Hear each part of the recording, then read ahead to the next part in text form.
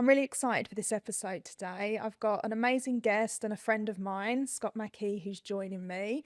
He is the founder of Legacy Wealth and Finance and Money Matters Plus.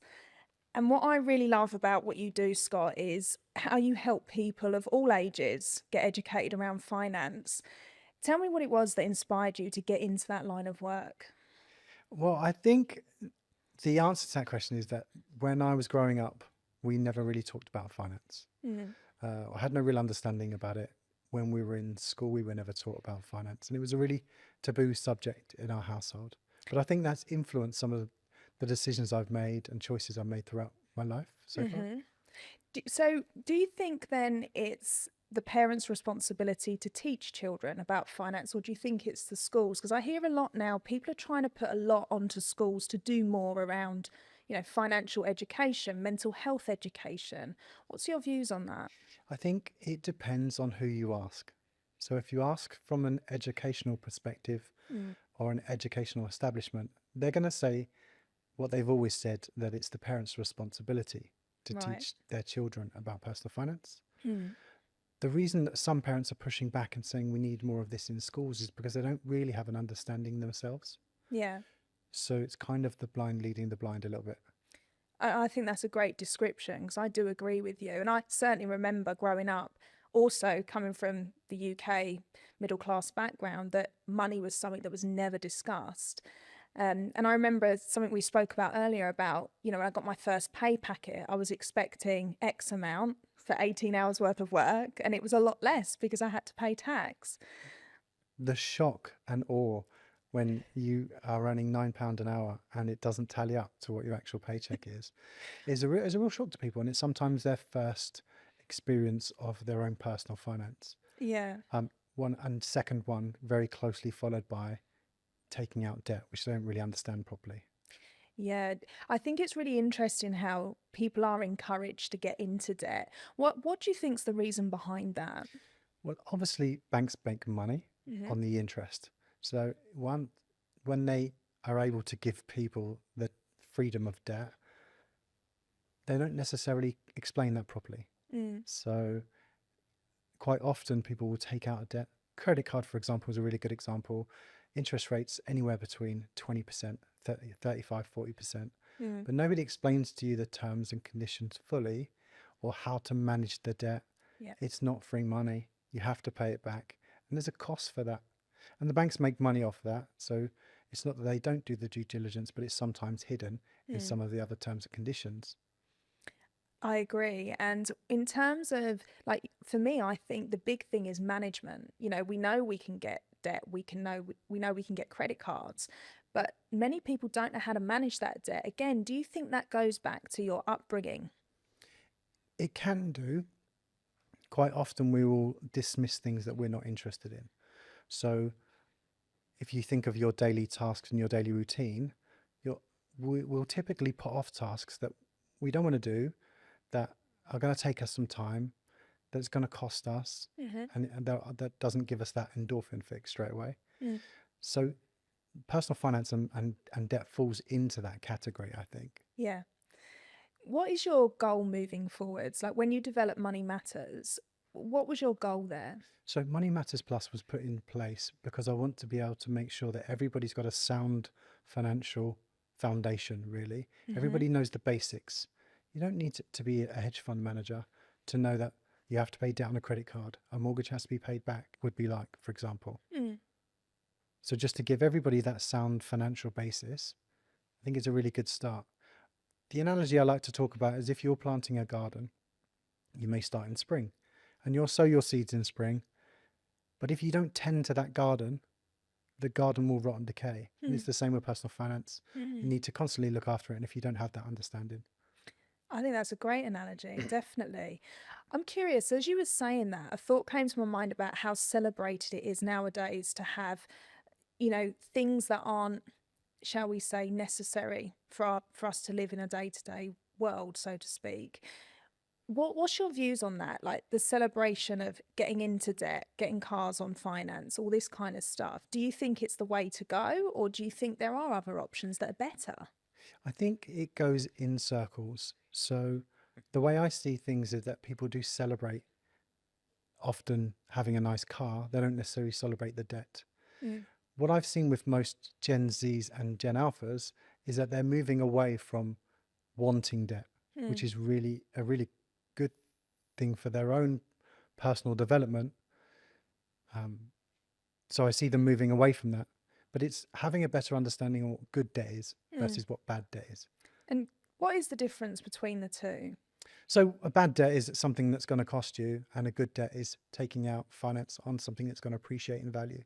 Mm. So for example, if you were to purchase a house and you took out a mortgage, the aim is that that is good debt because that's going to be appreciating in value. Mm-hmm. If you invested in property and it's given you a return, somebody else is paying for that, then it's good debt. Mm-hmm. If you take out a car finance and the car is worth nothing by the end of 5 years, then it's money that's wasted or Mm. lost, and therefore that's bad debt. Why do you think then so many people do get cars on finance? We live in this, dare I say, Amazon society where we can have everything the next day. We're constantly living, and it's not new, by the way. Mm. So we're always looking to live up to keeping up with the Joneses, they used to call it. Yep. So we want to be comparable to the people in around us, but everybody wants to increase their status and lifestyle.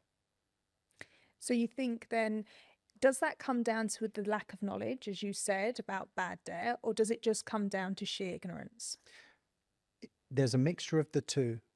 Okay, so if we had the knowledge, would the ignorance still be there? Yes, sometimes. Mm-hmm. But realistically, it's down to if they don't have the knowledge, they don't know how much it's really costing them. Mm. But the ignorance not to want to do anything about it. Yeah, absolutely. So in terms of helping families with debt, what are you pushing forward with that, with your business? So we're actually going 3 stages with the business at the moment. So we are introducing some children's books to the market to Amazing. make bedtime reading a little bit more fun, Mm. aimed towards sort of 2 to 6-year-olds. And it really is basic stories of Samson and his friends and their magic acorns and budget planning, along with a host of online free resources Mm.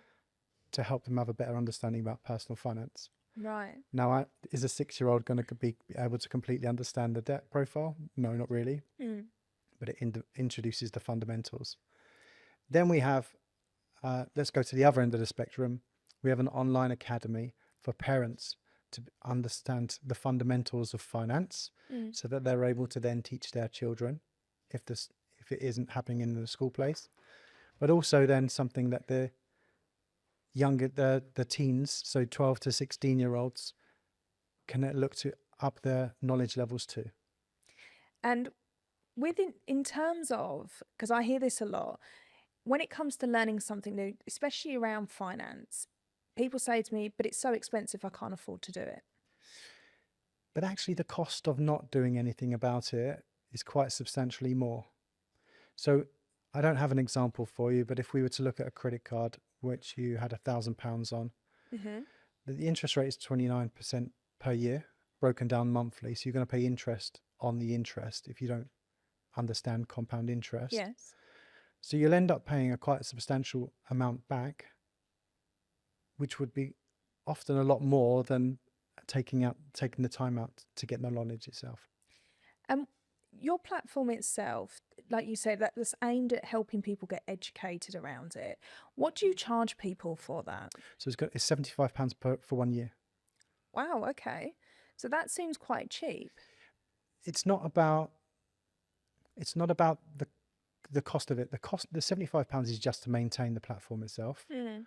It's about giving that education to people so that they can do something with it. Mm. What would you like to see a big change in terms of financial education? What would you like to see happening in a few years' time? It definitely needs to be included in schools. So our school system is based around core subjects: Mm-hmm. English literature, history, geography, and all of these are really maths and English, of course.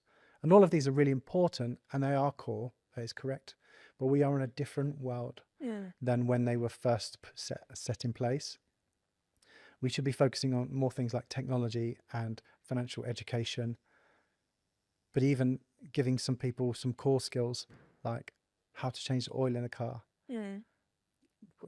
just not things like where to go to plug in your Tesla. Yeah. I totally agree with you. Who do you think needs to put that forward? Because I feel like, recently our Prime Minister here has changed it a little bit, but what he's changed is that people have to stay learning English and maths for longer now. Like that's all he's implemented. And that's not really the answer. It unfortunately, sometimes the decisions made in government are for headlines only. Mm. The answer is really not about making people study for longer. Teach them to be more specific in their learnings. Yeah. Give them more resources. Teach them about personal finance. We're currently in correspondence with the Shadow Education Secretary about their views on introducing personal finance and other educational resources into schools. Nice. See, I'm excited about all of this kind of stuff, but I do feel like a lot of people choose to ignore it. Like you said, that ignorance comes in and they choose to ignore it and just kind of let it take its course as opposed to take action, which is what I really loved about what you're doing, because you're taking action and actually putting it out there and getting people to really recognize there is an issue here. And that's where there's been a big decline and increase, I think, in mental health issues. And so when it comes down to, there's two parts to that question actually, so I'm going to address them differently. When it comes down to people just sitting back and not taking necessarily responsibility for it, we don't know it's a problem until it happens to us. Yeah. So until you've had that happen to you, it's very difficult to be emotionally involved in it. We also have a government which not many people have faith in anymore, and so it's often very difficult to see that one person's voice can make a difference.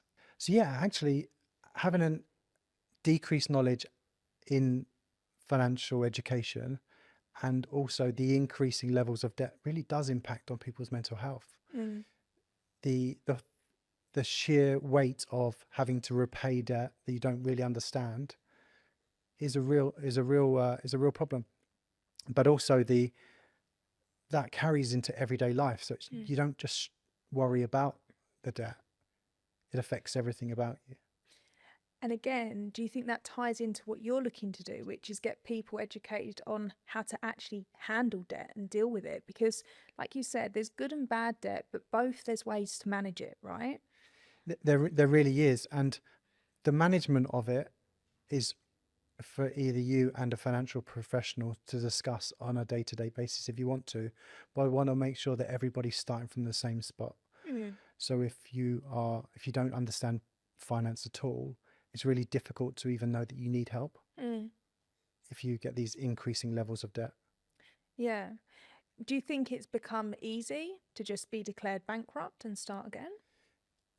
I think it's easy to get debt, to not pay debt, to repay debt. I think the whole process is far too easy. There's not enough checks in place. I've never been through bankruptcy, but I understand that it's not particularly difficult and people do see it as a way out, and it's not an answer whatsoever. When it comes to people's credit files, they stick with them for a long time. So 6 years it can take you to repay your credit file. If you're declared bankrupt, that stays with you well over 10. It's a long period of time then. So it might be a short-term solution to your inability to repay your debt, but it's not the answer moving forward because it just sticks with you for such a long time. And yet, isn't it interesting? Because I've always seen sort of articles online, celebrities in particular, who are constantly being declared bankrupt, and it's almost celebrated. When it comes to celebrity, I wouldn't take anything necessarily at face value. So they'll often declare bankruptcy, but for a celebrity to get a meeting with a bank is much more different than if we were to get a meeting with a bank. I don't think it should be celebrated at all.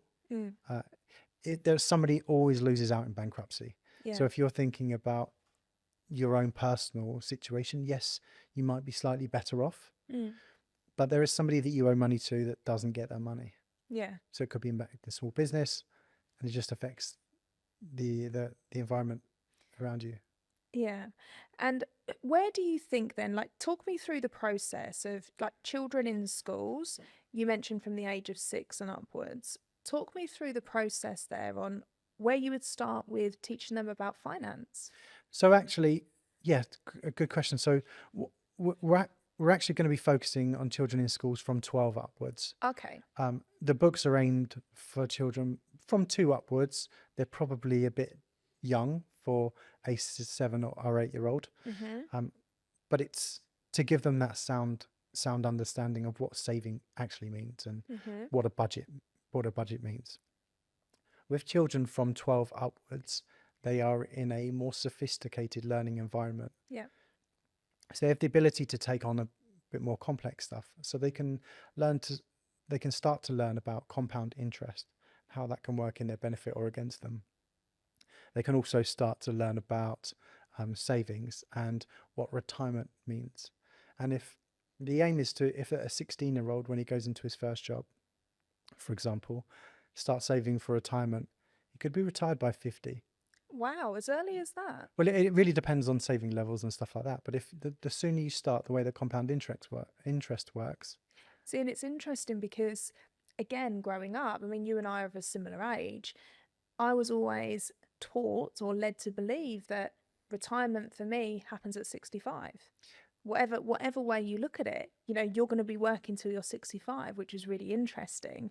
And it wasn't until I spoke to a financial advisor I realised things could be very different.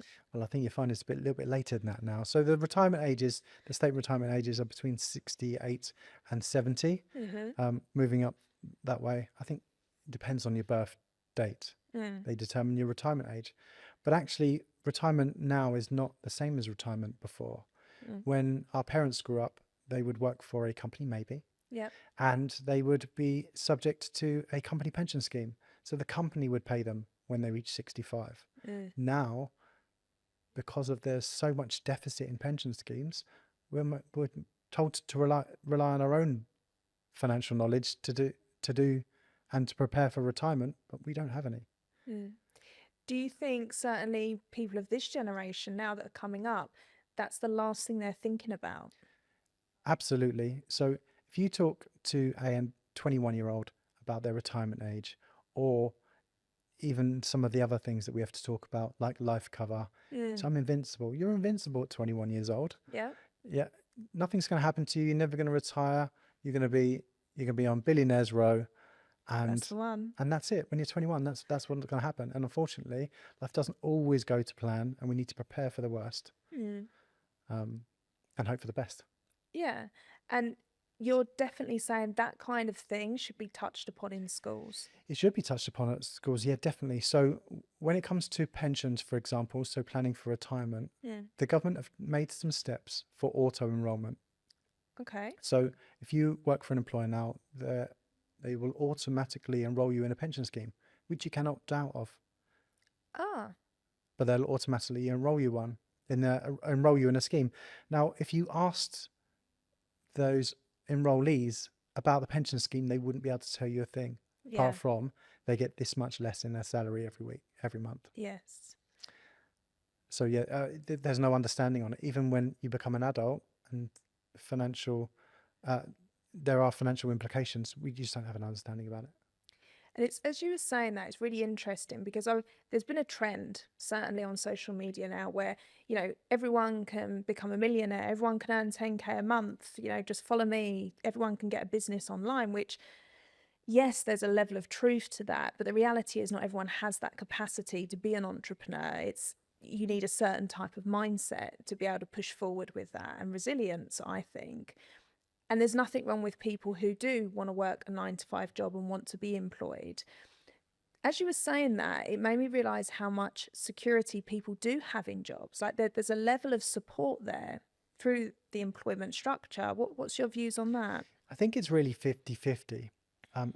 Even large employers, there can be a lack of security in a role. I think in your ability to do it, you should have faith in that and always want to strive to do better. But there is nothing wrong with being in full-time employment. There's nothing wrong with being in 9-to-5. Being an entrepreneur or solopreneur or self-employed business owner is not for everyone, Yeah. and it is really tough, but it actually leads back to the fundamentals.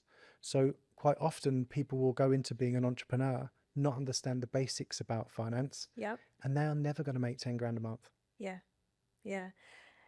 So then again, we're going back to, where should the emphasis be placed on this is really important for me to know?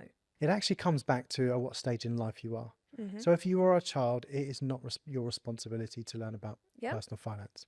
If you are an adult, it might not be your fault that you don't know anything about it, but it's 100% your responsibility. Yeah. And so you've got to go and find that.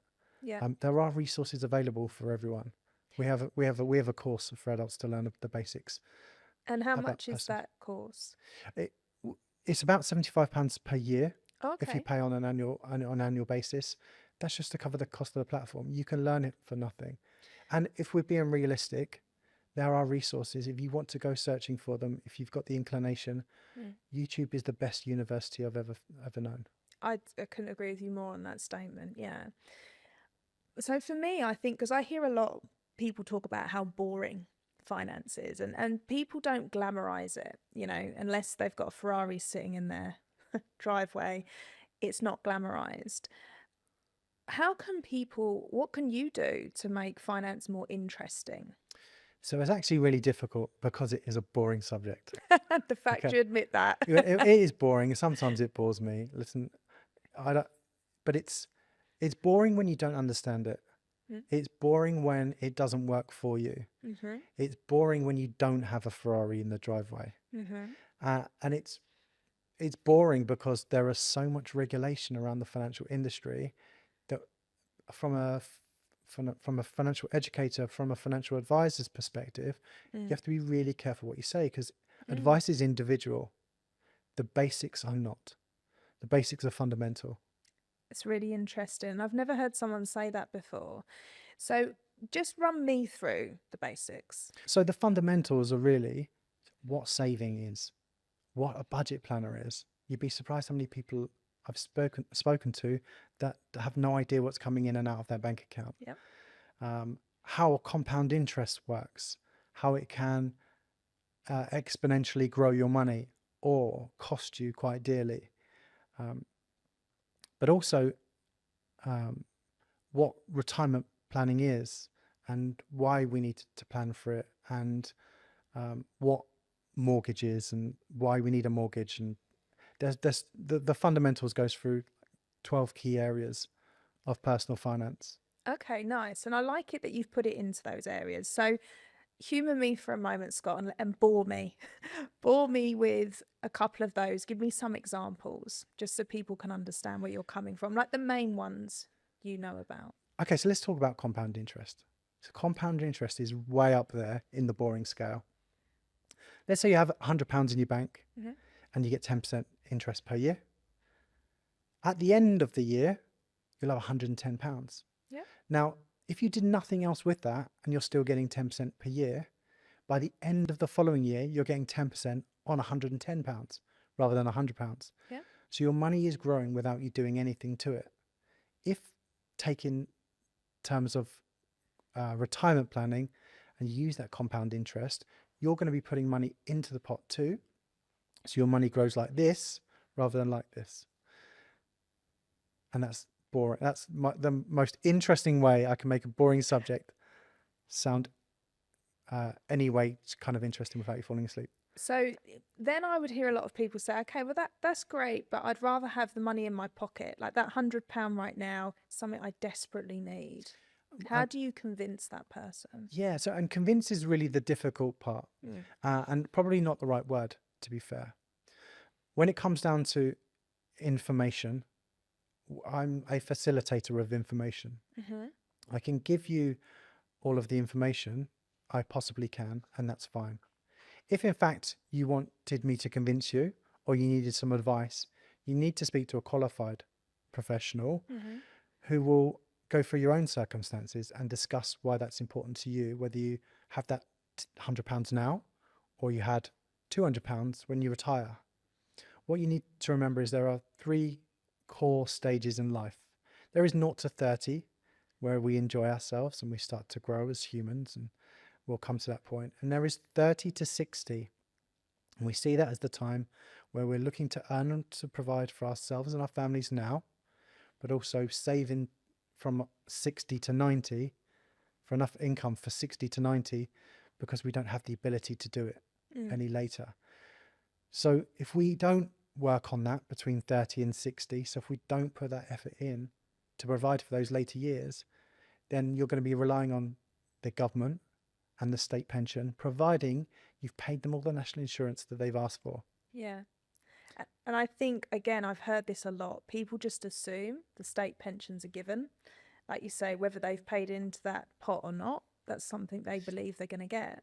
So in order to get your full entitlement for the state pension, you need to have paid 35 full years of national insurance. Wow, it's a lot. Yeah. And that's increased from 30. Yeah. So 35 full years. Now, if you want to go and travel abroad and not work, if you want to go and take some time out and spend some time with family, you're not contributing those years, and you can catch up, but otherwise you're not going to get your full state pension entitlement. And I didn't know that. I can imagine there's many people who also didn't know that. And that kind of stuff I think is very valuable to make people understand the importance of that in terms of stages of life. And I loved how you put it into 3 sections. I think that's really powerful. It's easy to digest then, isn't it? Inevitably, what people seem to forget is that from 0 to 60, we have the ability to do things. It's our working life, it's our growing life, it's our learning life. And we grow and we learn and we earn money. And the time that we want to relax is from 60. We don't want to have to work. Great. Put a pin in that one for a moment. The time that costs us the most money is the time we are not working. Yeah. We've got more spare time. We want more holidays. We want nicer things when we retire. And if we don't plan for that in the future, we won't have the ability to do it. And that, again, is where we're talking about budget planning, understanding what comes in, what goes out, how that all balances out. That's where, like you say, the fundamentals are really important. For those who are living paycheck to paycheck, month to month and week to week, there is not a chance you're going to be able to prepare for retirement when it comes to 60. So just having that sound financial knowledge of knowing what to do, you at least you make an informed choice. It always starts with education. Yeah, and I think that's a really good point to add that in, just having that to make the informed choice, because I imagine many people get to that stage and it's that regret of, if only I would have known, if only someone would have sat me down and spoke about this. Time is finite, right? So we've only got a certain amount of it. And you can't go back in time to say, okay, let's try again. If you start a business, it doesn't work, no problem. Let's go again. Let's try something different. When you get to that time, that point in time, you cannot go back. You cannot turn the tables, and you can't just magic the money. No. So you have to learn about it throughout your life. And sometimes people say, well, it's too late for me. Okay, so I'm 50, it's too late. It's never too late. So even if you had 15 years worth of planning, it could be better than none. And I think that's a really important message. Something that I've heard recently, it was very interesting having this conversation with this person, was that for them, they're not bothered about planning for their future because all that matters is what we do right now. And they're very hot on traveling the world and spending money and not necessarily saving, living paycheck to paycheck, but they earn fairly good money. What's your views on that? I think it's their own view. So it's their way of, they want to live life, and I'm not going to tell them how to live their life, but it's incredibly irresponsible. Their life can change in a heartbeat. Yeah. So if they're traveling, and let's say they're and they lose their ability to earn an income, they lose their ability for their whole life, and they don't know where to go forward. Let's say that person met someone and had a child. Their life is completely changed. Their life can pivot on a 20p coin. And so it's not about how you want to live your life now, but it's about planning for those eventualities that we can't foresee. I love that answer. So in other words, don't be an idiot and get educated around finance. Well, yeah, don't be an idiot. That's always key. Don't be an idiot. But you should get educated around finance. The worst that's going to come out of it is you'll have an understanding about finance. Yeah. And that does nothing but move you forward, right? With good decisions. As individuals, we want to grow Mm. all the time. We're looking to grow. We're looking to take on new knowledge. If you're not, that's also fine, Mm. but at least make your life a little bit easier now and in the future by getting that sound financial education. So something I want to ask you about, Scott, is what's your opinion on the difference in education when it comes to class divides? A good question, because I think that there is a difference. I think sometimes the educational establishment and the education you've had makes a difference. Mm. For example, somebody who goes to Eton College is going to have a better understanding of finance than somebody who goes to a public school. Yeah. And that's just that there's more resources available to them. Mm. But there's many conspiracy theories, obviously, as well, around personal finance, and the fact that the reason they don't teach it in schools is because they want to keep us under control. They want to keep Interesting. control of us. What's your thought on that theory? I think that nobody wants to take responsibility for it. Mm. Everything costs money. I think the government don't want to spend the money. They don't want to train people. Nobody wants to make a mess of it. Yeah. And things move very, very quickly in regards to technology is a really good example of how quickly things can move. So they would rather bury their head in the sand a little bit and not teach anybody anything than teach them the wrong thing that's not going to be relevant because there's a cost to that. Yeah, I can understand that. So but going back to your previous question, I think in regards to the class divide, it's very much a case of people from money, so people in a different class environment, are more likely to want to protect it. There are different stages of their life. So it's more about the protection and teaching those fundamental basics. From the other side of the divide, we're looking to grow that wealth. I think that's a very good point. And I couldn't agree with you more because I hear that a lot. Like you say, with the upper class, there's a lot of protection that goes on. And with the lower class, it's like, well, how do we grow into that? How can we get more wealth without working more hours?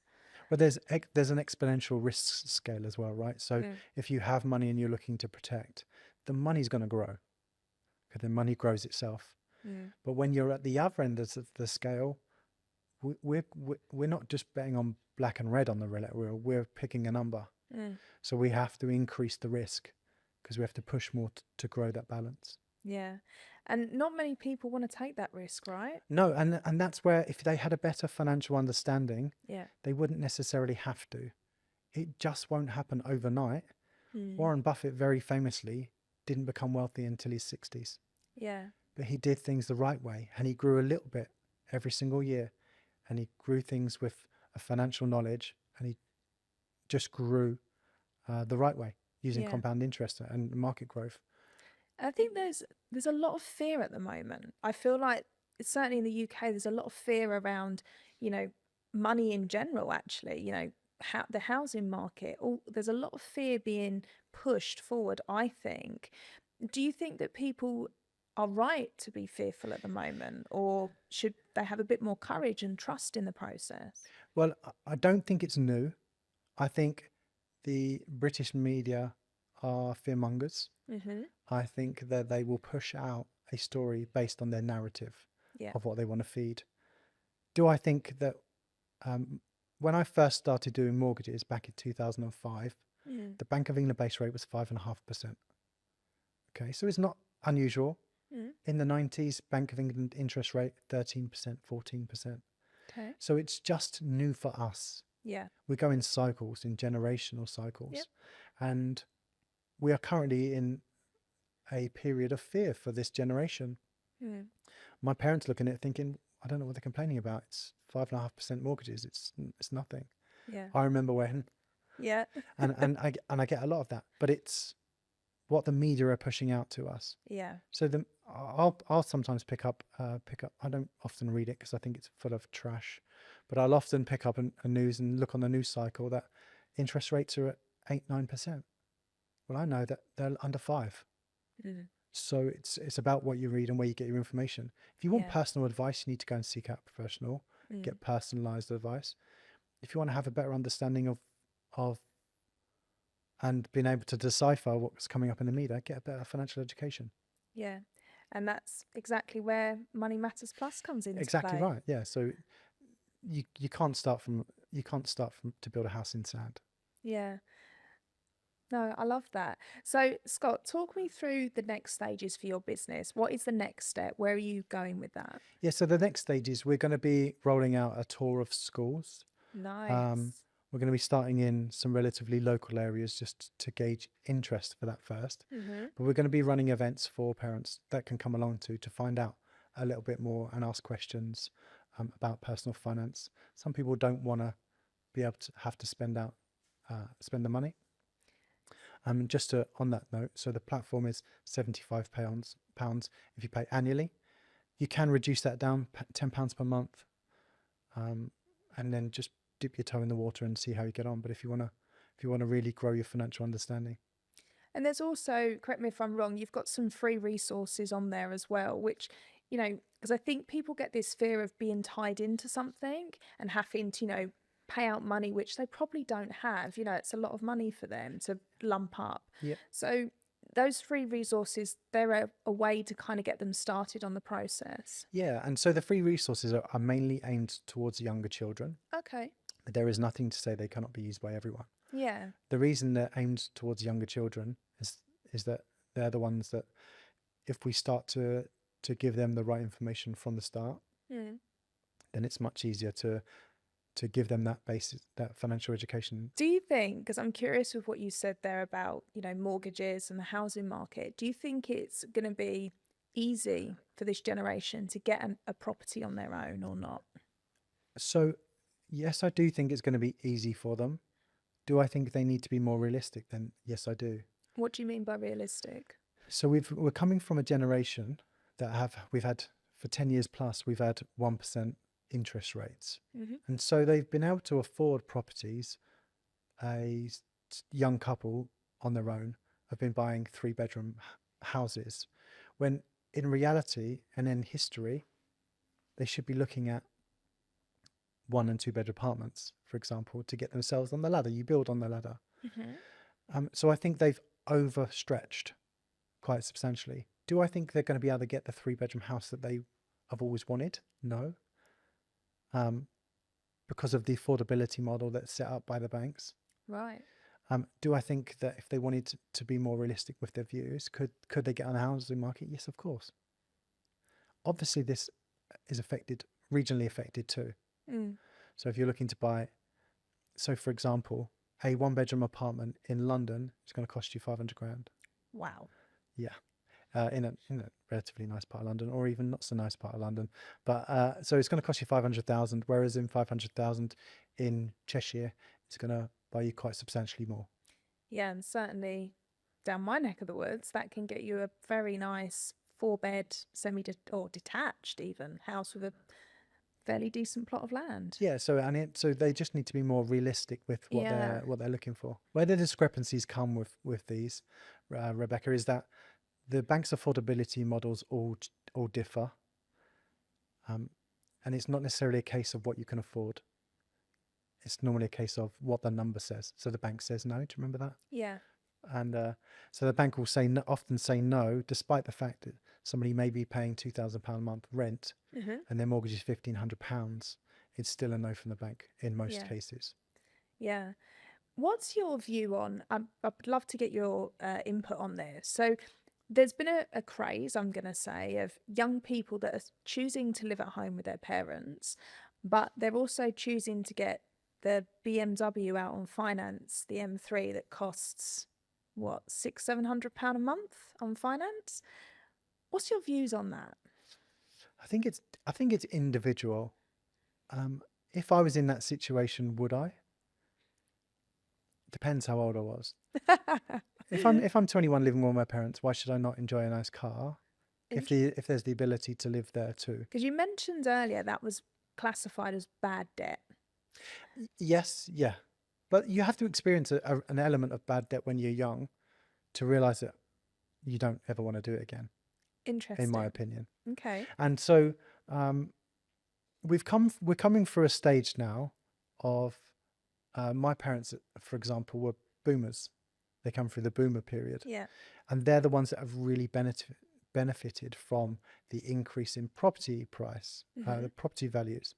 So quite often we have a lot of families that have gone from working class to middle class without really knowing it, without doing anything. And what I've seen is that there's quite a lot of money tied up in estates. Right. So for a even 25, 30-year-old to live with their parents in the view that there is going to be an inheritance or they're going to get the house or later on in life isn't uncommon. Mm-hmm. But what they should be doing, rather than buying the BMW at £600 a month, they should be utilising that money so they don't have to rely on that inheritance. Yeah. And I think that's a very valid point, definitely. So if you could change anything, Scott, if you could get a magic wand and make changes, what would it be? If I could get a magic wand and change anything, that's a very good question, because I think there's so many different things that need changing. Mm. World peace, alleviate hunger. Those are the Miss World answers. But realistically, when it comes down to financial education in schools, I'd make sure that everybody has a solid foundation, Mm. and so that they know where to start. And what do you think that's going to do for the younger generation growing up?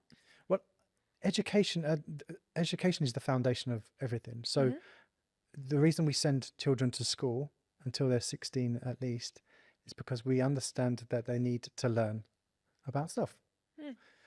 Personal finance is stuff, and technology is stuff, and there is more of that needs teaching in the world right now than there was 100 years ago. Yes. So let's evolve our education system to encompass that, not to alleviate it. I'm not saying we get rid of history, although that's a conversation for a different day. But I'm not saying we get rid of history, but let's teach more of the things that we're actually going to need.